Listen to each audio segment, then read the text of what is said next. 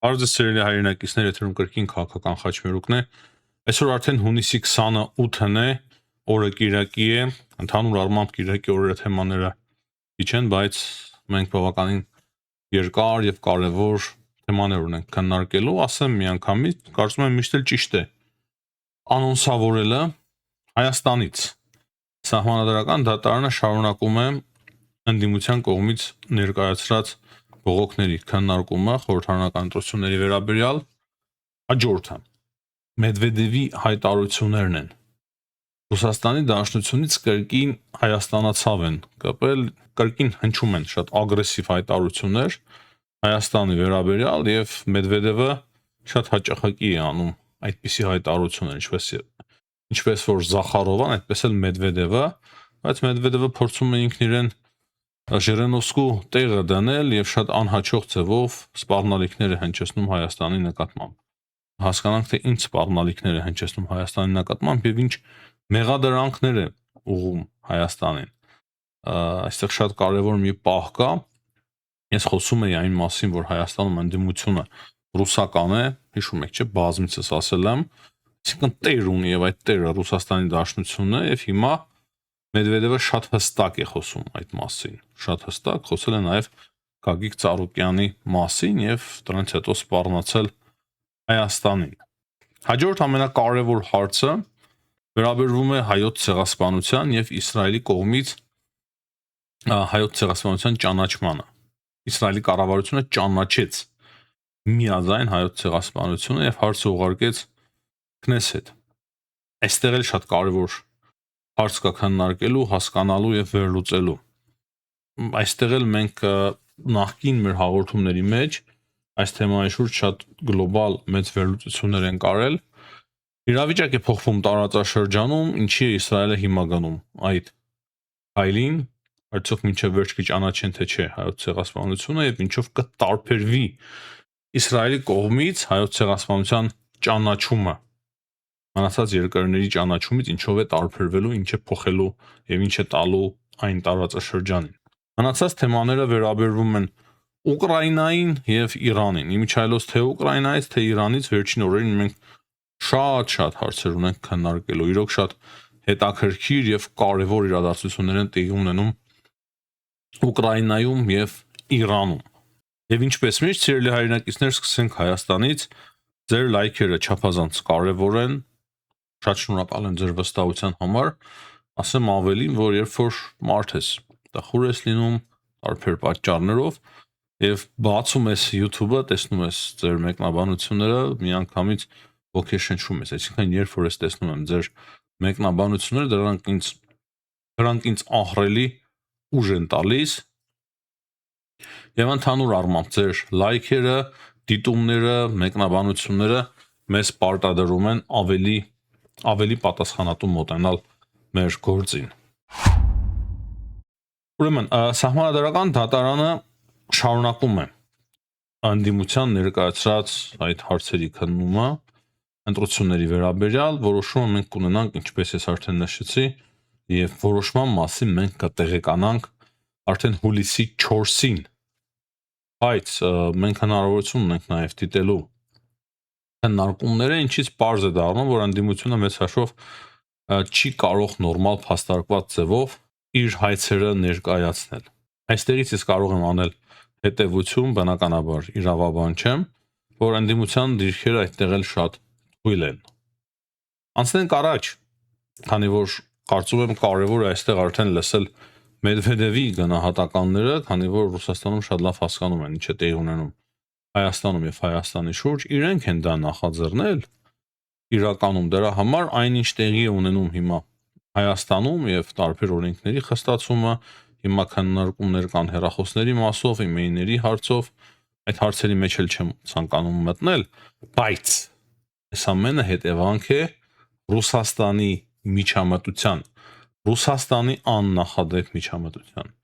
Եվ ես համոզված եմ, որ շատ ու շատ կարևոր խորհուրդներ է ստացել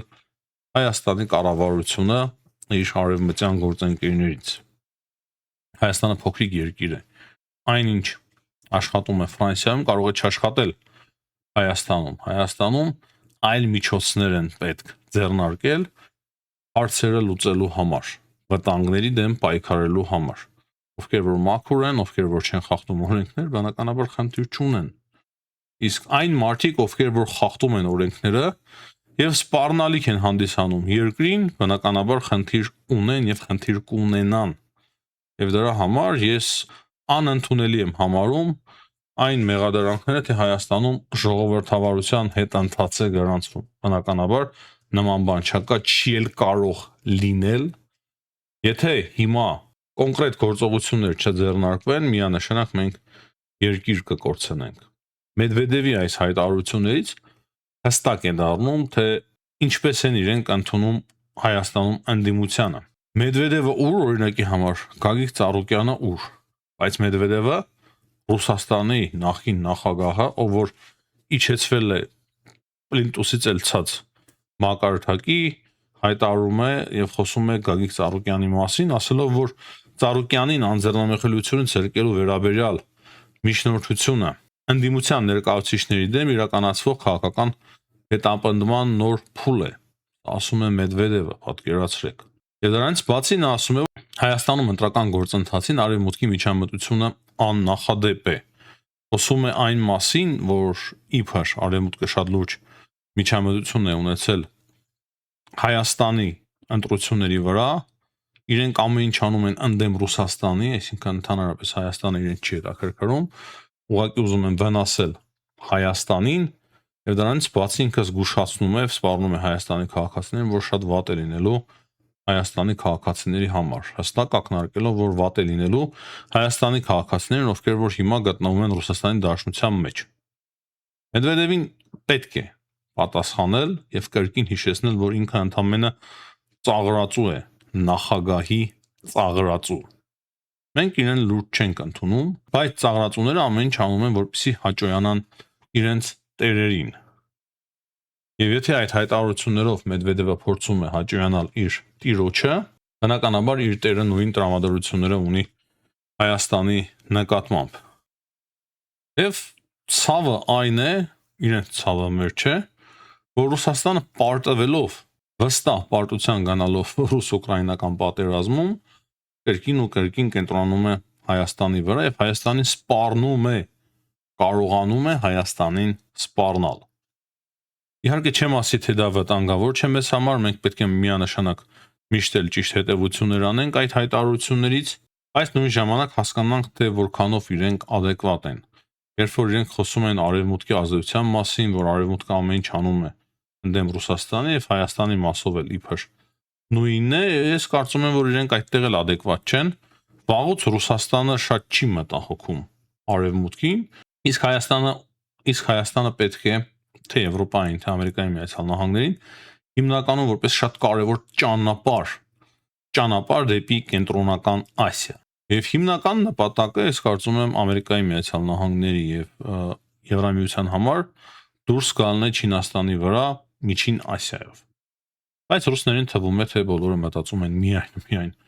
իրենց մասին։ Սա ուղղակի կարևոր է շեշտել։ Իսկ ինչ վերաբերվում է Հայաստանի քաղաքացիներին, որոնք որ բնակվում եւ աշխատում են Ռուսաստանում, միանշանակ նրանք պետք է պատրաստ լինեն, քանի որ դժվարություններ իրոք կարող է լինեն։ Իսկ Հայաստանի իշխանությունները պետք է պատրաստ լինեն ամեն ինչ անելու համար, որպեսզի մեր հայրենակիցները խնդիրներ չունենան կամ այդ խնդիրները նվազեցնենք։ Ռուսաստանը ուզում է այնպիսի մարդկային խոսք ստեղծել դեպի Հայաստան, որ հետո այդ մարդկանց միջոցով փորձեն հեղաշրջում իրականացնել, ցույցեր գեներացնել եւ այլն այդպես շարունակ։ Ես հիմա դա զգուշացնում եմ եւ բավականին լուրջ է այդ վտանգը։ Ռուսաստանը կփորձի իրականացնել դա 3, 4, 5, 6 ամսվա ընթացքում։ Արդեն իսկ երևում է, որ ահա այդ սցենարի վրային իրենք փորձելու շեշտը դնել։ Հիմա սիրելի հայրենակիցներ, խոսենք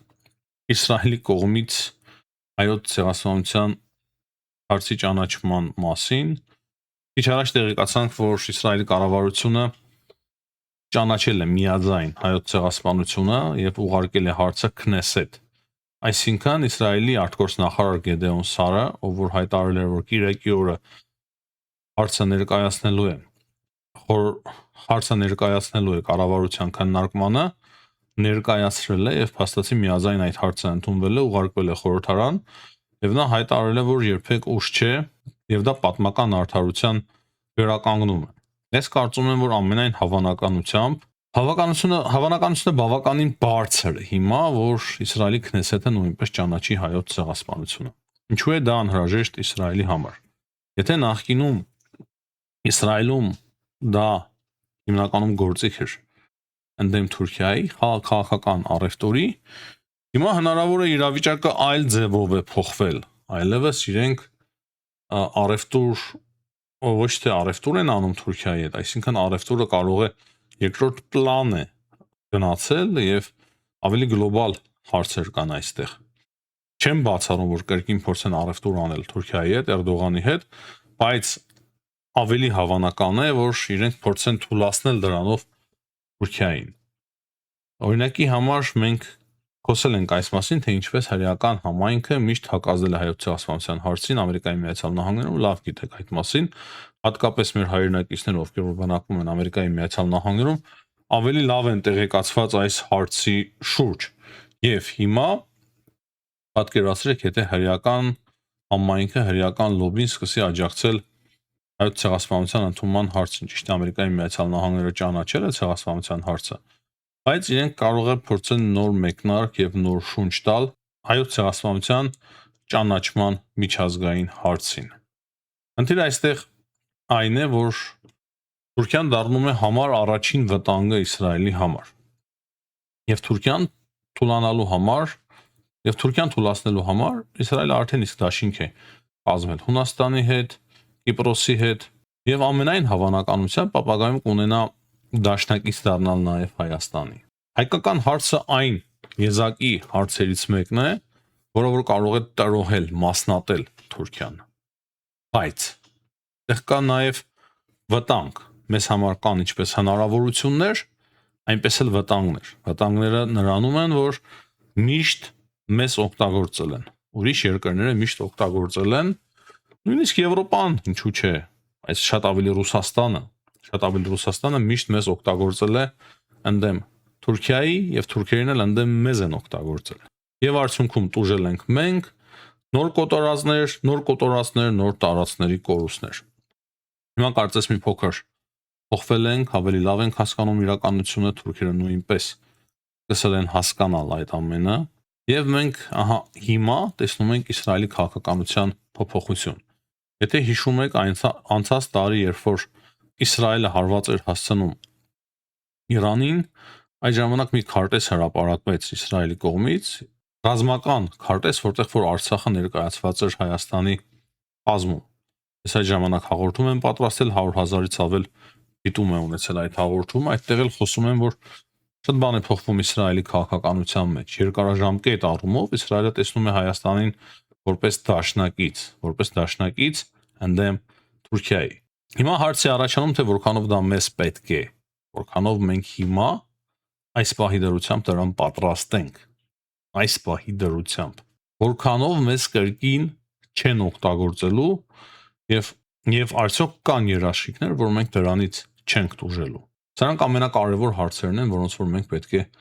պատասխանենք։ Այսօր իմ համոզմամբ հենց այսօր Հայաստանը ի վիճակի չէ լարվել Թուրքիայի հետ, ընդդիմանալ Թուրքիային եւ Հայաստանը վստահ հայերով պետք է գնա Թուրքիայի հետ հարաբերությունների կարգավորմանը։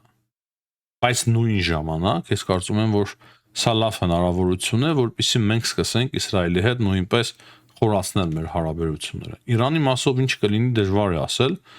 բայց Իսրայելի ծրագրերի մեջ, կարծում եմ նաև Ամերիկայի Միացյալ Նահանգների մեջ Իրանում շատ բան պետք է փոխվի եւ Իրանում, եթե իրոք շատ մեծ փոփոխություններ տեղի ունենան, ապա հաջորդը Թուրքիան է։ Ասածս այն է, որ հավանականություն կա 100%-ով բնականաբար ոչ ոք չի կարող ոչինչ ասել։ Հավանականություն կա, որ Իսրայելը նոր թափ հաղորդի հայոց ցեղասպանության միջազգային ճանաչմանը եւ Թուրքիային նեղը դնելուն։ Նաեւ հավանականությունը բավական մեծ է, որ Իսրայելը ցանկանա Հայաստանի հետ խորացնել իր հարաբերությունները եւ այդ ամենը մենք պետք է իրականացնենք շատ զգուշ, փուլ առ փուլ առանց դառնալու նոր գործիք օտարի ձեռքերում։ Ու թե ինչ կլինի ապագայում նույն Թուրքիայի հետ ժամանակը ցույց կտա։ Մեկ բան մոռացա նշել, որ Նետանյահուն նույնպես հայտարարությամբ էր հանդես եկել, ավելի ճիշտ պատասխանել էր իսրայելցի լրագրողի հարցերին եւ ասել էր, որ ես էլ աջակցում եմ հայոց ցեղասպանության ճանաչման գործընթացին։ Հիմա սիրելի հայրենակիցներ, ձեր թույլտվությամբ անցնենք միջազգային հարցերի քննարկմանը։ Ուրեմն մեկ կարևոր տեղեկություն Սերբիայի նախագահը ամենայն հավանականությամբ հրաժարական է տալու, ինքը հայտարարել է, որ 14 տարի կառավարել է Սերբիան եւ շուտով ինքը հրաժարական է տալու եւ Սերբիայում տեղի ունենալու նոր արդեն ընտրություններ։ Սա էլ շատ հետաքրքիր զարգացում է, ես կարծում եմ, որ Վուչիչի հեռանալով Սերբիայում նույնպես Ռուսաստանի դիրքերը թուլանալու են, այսինքն ամենուր Ռուսաստանի դիրքերը թուլանում են։ Երեք շատ հետաքրքիր հայտարարությամբ է հանդես եկել Լեհաստանի արտգործ նախարարը Սիկորսկին եւ իր հայտարարությունը հստակ ուղղված է եղել Վլադիմիր Պուտինին։ Այսինքն հիմա բոլորը շատ արդեն ավելի համարձակ եւ կոշտ են կարող արտահայտվել Պուտինի նկատմամբ եւ Սիկորսկիի խոսքերով, եթե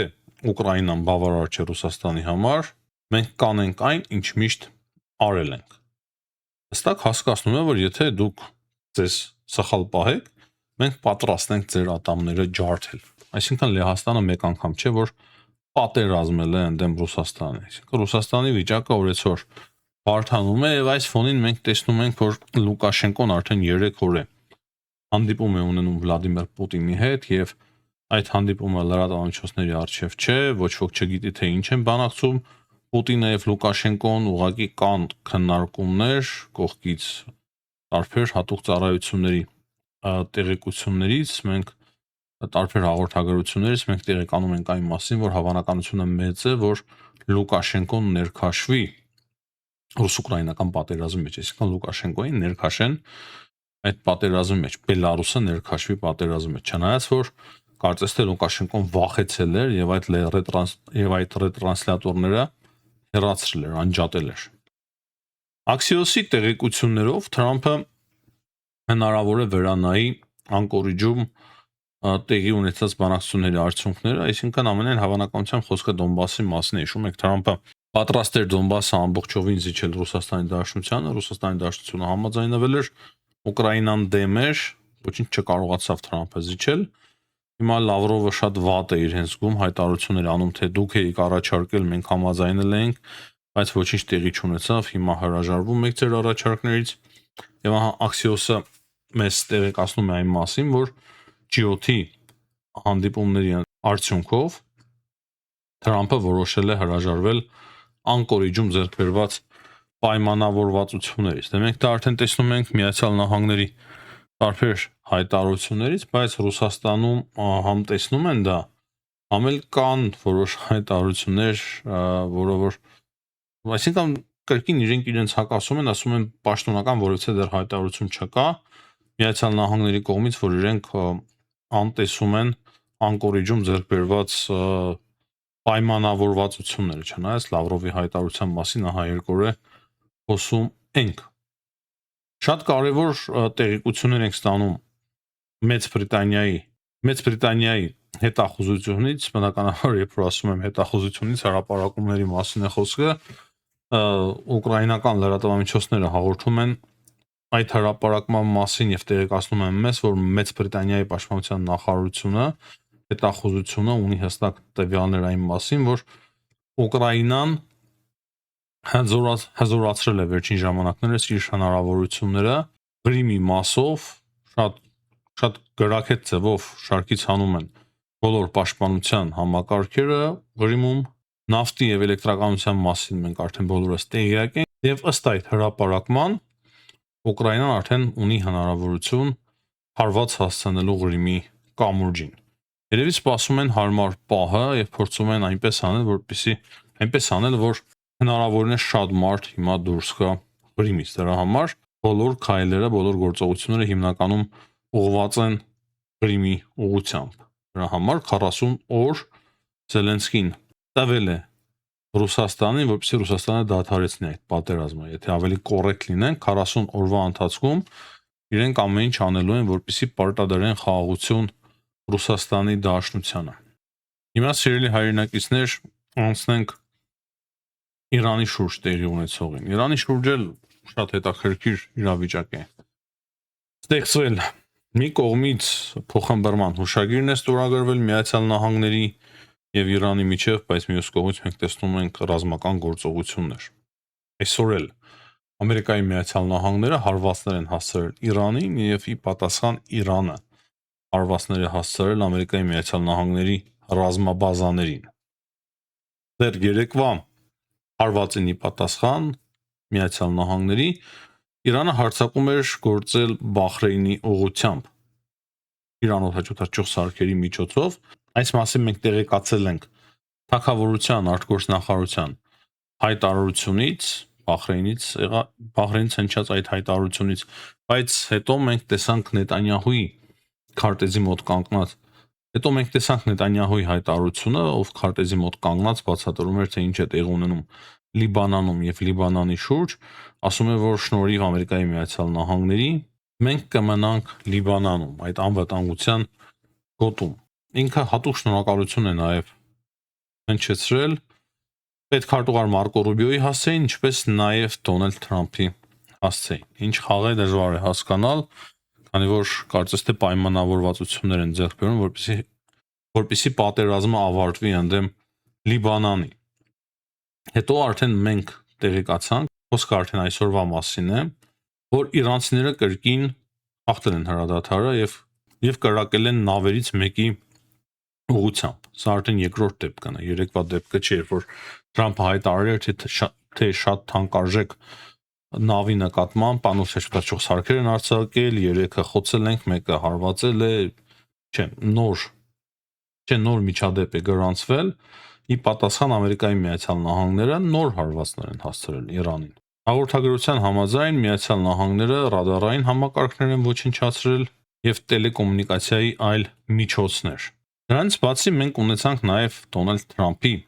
հայտարարությունը Իրանի մասով, որ Միացյալ Նահանգները հարված են հասցրել Իրանի հրթիռային համակարգ անօդաչու թռչող սարքերին եւ Թրամփը ասում է, որ մենք կարող է սկսենք արդեն ավարտին հասցնել այն հաջող ռազմական գործողությունները, որը որ սկսել էինք եւ եթե մենք այդ որոշումը կայացնենք, ապա Իրանի Իսլամական Հանրապետությունը այլևս գոյություն չի ունենա։ Այսպիսի հայտարարությամբ է հանդես եկել Դոնալդ Թրամփը։ Միացյալ Նահանգների հարվածից հետո մենք տեղեկացանք իրանական կողմից, որ իրենք էլ ի պատասխան Քուվեյթով հարձակվել են ամերիկյան նավատորմի վրա, 5-րդ նավատորմի վրա, հասցնելով բազմաթիվ հարվածներ։ Իրանական կողմը տեղեկացնում է, որ 8 հարված է հասցրել Ալ-Սալեմ բազային Քուվեյթում, ինչպես արդեն նշեցի, 5-րդ նավատորմին է հարված հասցրել եւ Սալման նավահանգստին։ Հետո դրանից հետո մենք ստանում ենք նաեւ տեղեկություն արտգործնախարար Աբբաս Արաքչիի հայտարարությունների մասին։ Այսինքն իրենք անում են գործողություններ, այսինքն երբ որ ռազմական գործողություններ են իրականացվում, դրանից հետո նաեւ հայտարարություններ են հնչում քաղաքական։ Եվ քաղաքական հայտարարությունների ժամանակ մենք հասկանում ենք, թե ինչ է տեղի ունենում, ինչու Իրանն է կրակում, ինչու Ամերիկայի Միացյալ Նահանգներն են կրակում։ Իրանի արտգործնախարար Աբբաս Արաքչիի հայտարարության համաձայն այդ պայմանավորվածությունները, որոնք որ ձեռք են բերվել Միացյալ Նահանգների եւ Իրանի միջև, ենթադրում են, որ պատերազմը պետք է ավարտվի ամեն տեղ, ներառյալ Լիբանանը։ Բայց Իսրայելը շարունակում է իր ռազմական գործողությունները։ Դրանից բացի մենք հասկանում ենք, որ Իսրայելից պահանջում է Իրանը, որպեսզի նաև զորքերի դուրսբերում տեղի ունենա Լիբանանից։ Եվ իրենք բնականաբար իրենց խոսքը ուղղում են Ամերիկայի Միացյալ Նահանգներին, այսինքն Միացյալ Նահանգները, ով որ ստորագրել է այդ փաստաթուղթը, պետք է դուրս բերի, այսինքն ճնշի Իսրայելի վրա, որպեսզի Իսրայելը դուրս բերի իր զորքերը Լիբանանից։ Դա ի նկատի ունի Իրանի արտգործնախարարը։ Դրանից բացի Աբբաս Արաքչին ասում է, որ դուք ընդհանրապես չպետք է խառնվեք Հորմուզի նեղուցում տեղի ունեցող հարցերին։ Միայն մեր ճանապարհներով պետք է այդ նավերը շարժվեն եւ 30 օրվա մեջ մենք լիովին կվերականգնենք նավագնացությունը Հորմուզի նեղուցում։ Այսինքն ուզում է ասել, որ մեր պայմաններով պետք է շարժվեն բոլոր նավերը Հորմուզի նեղուցում։ Եվ ամենավտանգավոր հայտարարությունը, որը որ վերաբերվում է նաև մեզ, կարծում եմ վերաբերվում է նաև մեզ։ Ասում է, որ ամենակարևորը նաև այն է, որ Ամերիկայի Միացյալ Նահանգները հաստատի նոր իրականության մեջ են եւ տարածաշրջանի երկրները պետք է դա հասկանան, պետք է վերաիմաստավորեն Ամերիկայի Միացյալ Նահանգների ներկայությունը եւ բոլոր երկրները տարածաշրջանի պետք է բացառեն արտաքին միջամտությունը, ներկայությունը եւ արտաքին միջամտությունը։ Խոսքը բնականաբար Ամերիկայի Միացյալ Նահանգների մասին է եւ ինքը ասում է ամբողջ տարածաշրջանում Իրանի շուրջ Ամերիկայի Միացյալ Նահանգների ներկայությունը եւ միջամտությունը պետք է բացառվի։ Ահա թե ինչու համար ես երեք մտահոգություն էի հայտնում Իրանի նախագահի ներկայացուցիչի այցի կապակցությամբ Հայաստան, բայց պատերազմը դեռևս չի ավարտվել։ Այս կարակոծները եւ երկու կողմանի հարվածները հստակ վկայում են այդ մասին։ Հիմնականում այսքանը սիրելի հայրենակիցներ, հաջողություն եմ մաղթում բոլորին, տնտեսություն կհանդիպենք։